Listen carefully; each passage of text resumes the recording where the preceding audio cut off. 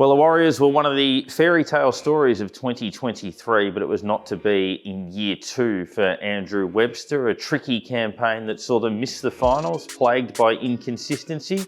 What can they do with a largely stacked roster already for 2026 to refine what they've been doing and build into a new, hopefully for their sake, successful era? We'll take a look at 5 potential targets for the New Zealand Warriors for 2026.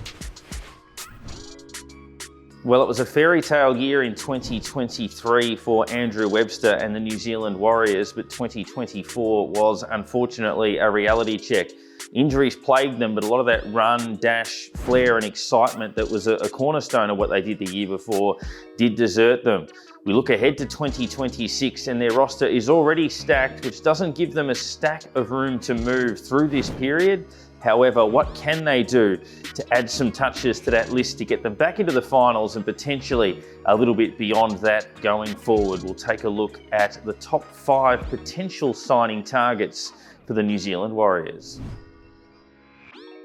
Target 1 for the Warriors, Dylan Brown from the Parramatta Eels. As we did mention off the top, the roster is pretty tight for 2026, which means they don't have a stack of money to spend.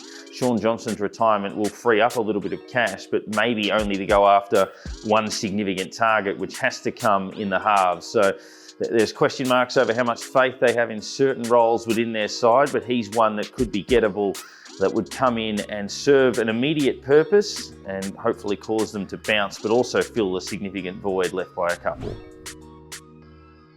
Option 2, Blake Taaffe. Well, if they don't get Brown across the line, who they should be going hard at, they might then look down the path of a utility option. And Taaffe's had stints at the Bunnies and the Bulldogs, hasn't been able to lock in a regular gig at either of those clubs, but has had an impact when called upon, and that might be an option, somebody that can play a number of different roles, including the halves, where they certainly need to bolster their depth, and he could be a potential, not a backup signing, but somebody that they could go after in any case, who should come relatively cheap due to his, absence from the best side that he's been with at the Bulldogs. He's been more of a bit part player coming in, which means therefore you might be able to pick him off the fringes. Option 3, Tom Chester from the North Queensland Cowboys. They'll be desperate to sign on their young star and keep him away from other clubs, but those clubs will certainly be coming if they can't do that. He's already got an impressive resume that he's putting together, fullback, 5/8, and a number of different roles that he can play, and he would give them that flexibility and versatility. No major concerns if you were to bring him across, but there'd be a long list of teams acquiring his services or wanting to acquire his services, but the Warriors should certainly have their name on that list. Option 4 is Connelly Lemuelu from the Dolphins. Now again, this fits the category of versatility. He's had to do pretty much everything at the Dolphins, centres, out wide, playing a number of roles for them and generally been quite adept at all of them. And that is the type of versatility for the Warriors, who, as we say, don't necessarily have the cash to spend to go after an absolute superstar, but a number of players that can do a number of different things. And he's another one of those that they would be seeking to bring across, who could fill any number of holes depending on what's happening on the injury front. Given the wretched run they had in 2024, there'd be concerns over the durability of a lot of those players, so they need some guys that can play multiple roles.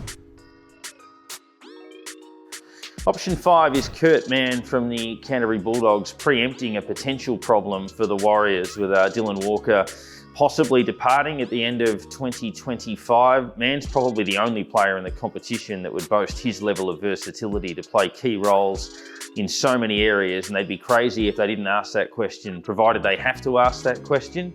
So that would be almost the top of the list depending on what happens with Walker, but yeah, they'd be crazy if they didn't ask the question. So the Warriors don't have the flexibility of some other clubs, but they do potentially have a little bit more need or a little bit more desperation than some of those other clubs to tinker with what they currently have. It wasn't that long ago that they were right up amongst the top of the tree, so there is that capability within their squad.